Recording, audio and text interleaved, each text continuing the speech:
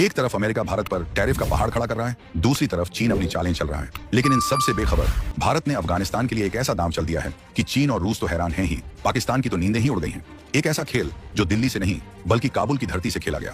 एक ऐसी रणनीति जिसने लाखों अफगानों को हिंदुस्तान का दीवाना बना दिया और वो बोल उठे, भारत का कोई जवाब नहीं। ये बात केवल मदद की नहीं बल्कि जियोपॉलिटिकल शतरंज की उस बिसात की है जहां भारत ने एक ही चाल में अपने सबसे बड़े दुश्मन को शह भी दी और मात भी।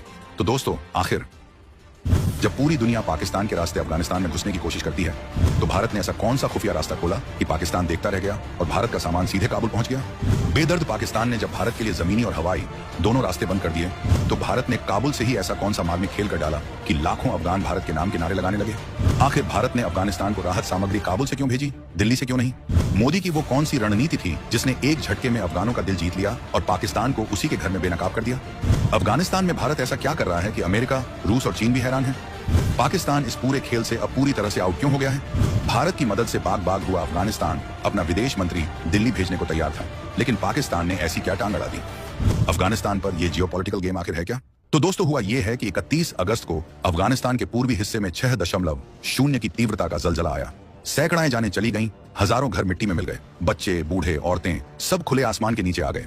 एक ऐसा देश जो पहले से ही अंदरूनी कलह और भुखमरी से जूझ रहा था, उस पर यह कुदरत का कहर टूट पड़ा। तालिबान की सरकार ने दुनिया से मदद की गुहार लगाई। कई देश सोचने में लगे थे कि मदद करें या न करें, कैसे करें, किसके हाथ में दें। लेकिन एक देश था जिसे सोचने की जरूरत नहीं थी। वो देश है हिंदुस्तान। हमारे प्रधानमंत्री मोदी ने फौरन ऐलान किया, भारत अफगानिस्तान के लोगों को हर मुमकिन मदद देने के लिए तैयार है। ये सिर्फ एक बयान नहीं था, ये एक वादा था। एक बड़े भाई का अपने छोटे मुसीबत में फंसे भाई से किया गया वादा। लेकिन दोस्तों, कहानी इतनी सीधी नहीं है। यहीं से शुरू होता है असली जियोपॉलिटिकल ड्रामा। भारत ने फौरन 21 टन राहत सामग्री तैयार की। इसमें टेंट थे, कंबल थे, दवाइयां थीं, पानी साफ करने की मशीनें थीं, जनरेटर थे, यानी वो हर चीज जो जिंदगी बचाने के लिए जरूरी थी। सब कुछ तैयार था, बस इसे अफगानिस्तान पहुंचाना था। सबसे आसान रास्ता था पाकिस्तान के ऊपर से हवाई मार्ग या फिर जमीन के रास्ते। लेकिन यहीं पर पाकिस्तान ने अपना असली रंग दिखाया। पाकिस्तान ने साफ कह दिया, भारत का कोई भी जहाज हमारे एयर स्पेस से होकर अफगानिस्तान नहीं जाएगा। जमीनी रास्ता तो उसने कब से बंद कर रखा है। सोचिए कितनी घटिया हरकत है ये। एक तरफ लोग मर रहे हैं, बच्चे बिलख रहे हैं, और दूसरी तरफ पाकिस्तान अपनी दुश्मनी निभाने में लगा था। उसका मकसद साफ था, भारत को अफगानिस्तान की मदद करने से रोकना, ताकि दुनिया में भारत की छवि खराब हो और तालिबान की नजरों में भारत विलन बन जाए। दुनिया देख रही थी, सब सोच रहे थे कि अब भारत क्या करेगा। क्या भारत हार मान लेगा? क्या पाकिस्तान अपनी चाल में कामयाब हो जाएगा? तो दोस्तों, जब दुश्मन ने सारे दरवाजे बंद कर दिए, तब भारत ने एक ऐसी खिड़की खोली जिसकी किसी ने कल्पना भी नहीं की थी। विदेश मंत्री एस जयशंकर ने एक ट्वीट किया और उस एक ट्वीट ने पाकिस्तान के सारे मंसूबों पर पानी फेर दिया। ट्वीट में लिखा था कि भारत ने आज काबुल में 1000 परिवारों के लिए तंबू पहुंचाए हैं। सोशल मीडिया पर हंगामा मच गया। लोग हैरान थे कि जब पाकिस्तान ने रास्ता बंद कर रखा है, तो ये सामान काबुल कैसे पहुंचा? और मदद दिल्ली से जानी चाहिए थी, ये काबुल से ही क्यों भेजी जा रही है? क्या भारत ने पहले से ही अपना सामान काबुल में छिपा रखा था? दोस्तों, यही तो है मोदी की चाणक्य नीति। सच्चाई जब सामने आई तो पाकिस्तान समेत पूरी दुनिया की आंखें फटी की फटी रह गईं। भारत ने पाकिस्तान को बायपास करने के लिए एक शानदार तोड़ निकाला था। भारत ने अफगानिस्तान की ही एक प्राइवेट एयरलाइन कैम एयर के विमान को हायर किया, जो 21 टन राहत सामग्री लेकर ईरान और दूसरे देशों के ऊपर से उड़ता हुआ सीधा काबुल में लैंड कर गया। पाकिस्तान देखता रह गया। उसने सोचा था वो भारत का रास्ता रोकेगा, लेकिन भारत ने तो पूरा रास्ता ही बदल दिया। ये एक तीर से दो निशाने थे। पहला, मदद भी पहुंच गई, और दूसरा, दुनिया को यह भी पता चल गया कि पाकिस्तान इंसानियत का कितना बड़ा दुश्मन है। और काबुल से मदद भेजने वाली बात, वो भी एक रणनीति थी। भारत ने पहले बड़ी खेप काबुल पहुंचाई और फिर काबुल में मौजूद अपने मिशन के जरिए उसे फौरन भूकंप प्रभावित इलाकों में भेजना शुरू कर दिया। इससे दुनिया को यह मैसेज गया कि भारत सिर्फ मदद भेजता नहीं, बल्कि उसे सही जगह सही समय पर पहुंचाना भी जानता है। सोशल मीडिया पर अफगानों के मैसेज की बाढ़ आ गई। वो लिख रहे थे, जब हमारा अपना पड़ासी हमारी पीठ में छुरा घोंप रहा था, तब समंदर पार से हमारा सच्चा दोस्त भारत हमारी जान बचाने आया। किसी ने लिखा, पाकिस्तान ने रास्ते बंद किए, भारत ने दिल के रास्ते खोल दिए। सिर्फ मदद नहीं, ये है भारत का इमोशनल निवेश। दोस्तों, आपको क्या लगता है कि भारत ने ये सब सिर्फ इंसानियत के नाते किया? तो दोस्तों, इसमें सबसे पहली बात इंसानियत तो है ही, लेकिन इसके पीछे एक बहुत गहरी और दूर की सोच है। याद कीजिए वो दौर जब अफगानिस्तान में तालिबान का राज नहीं था। भारत ने वहां $3 बिलियन यानी करीब 25,000 करोड़ रुपए का निवेश किया था। भारत ने हेरात में सलमा बांध बनवाया, जिसे अब अफगान इंडिया फ्रेंडशिप डैम कहते हैं। ये बांध 42 मेगावाट बिजली बनाता है और हजारों हेक्टेयर जमीन की सिंचाई करता है। अफगानिस्तान की संसद की आलीशान इमारत भारत ने ही बनाकर तोहफे में दी है। जरांज देलाराम हाईवे जैसी सैकड़ों किलोमीटर लंबी सड़कें बनवाई। जिससे अफगानिस्तान की ईरान के चाबहार पोर्ट तक सीधी पहुंच बन गई। बच्चों के लिए हबीबिया स्कूल और इंदिरा गांधी चिल्ड्रेन हॉस्पिटल को फिर से बनवाया। ये सब करके भारत ने अफगानिस्तान के लोगों के दिलों में एक खास जगह बनाई है। भारत ने वहां सिर्फ कंक्रीट की इमारतें नहीं, बल्कि भरोसे और दोस्ती के रिश्ते बनाए हैं।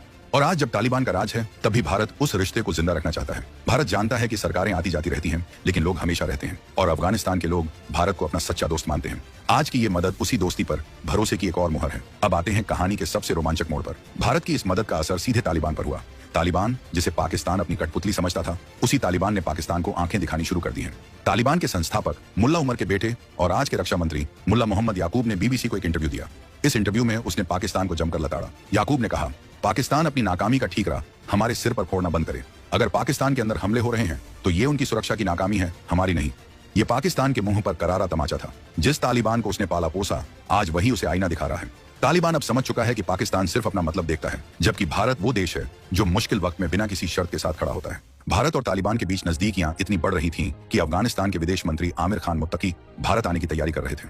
सोचिए, अगर ये दौरा हो जाता तो ये तालिबान के सत्ता में आने के बाद किसी भी अफगान मंत्री का पहला भारत दौरा होता।